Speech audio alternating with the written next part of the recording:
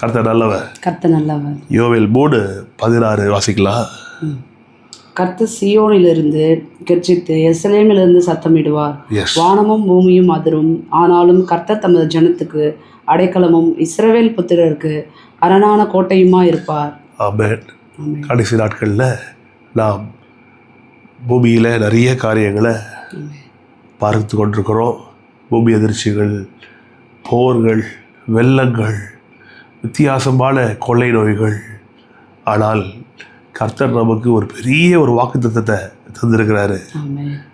வானம் பூமி அதிரும், மற்ற எல்லா காரியங்களும் நடக்கும்.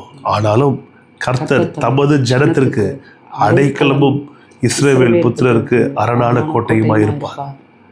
இதை பார்த்து கொண்டிருக்கிற உங்களுக்கு தேவன் தருகிற வார்த்தையை உங்களுக்கு நாங்கள் சொல்லுகிறோம். கர்த்தர் தம்முடைய ஜனத்திற்கு அடைக்கலமாக இருக்கிறார், கோட்டையாக இருக்கிறார், பலனாக இருக்கிறார். ஆகவே சோர்ந்து போகாமல் தைரியமாக நம்முடைய வாழ்க்கை பயணத்தை தொடருவோம். இந்த வார்த்தை தான் நமக்கு ஆதாரமாக இருக்கிறது. இதை பிடித்து கொண்டு நிச்சயம் ஜெயித்து விடலாம். Thank you people. God bless you. Love you so much. கர்த்தரை நமக்கு அடைக்கலமாக இருக்கிறார்.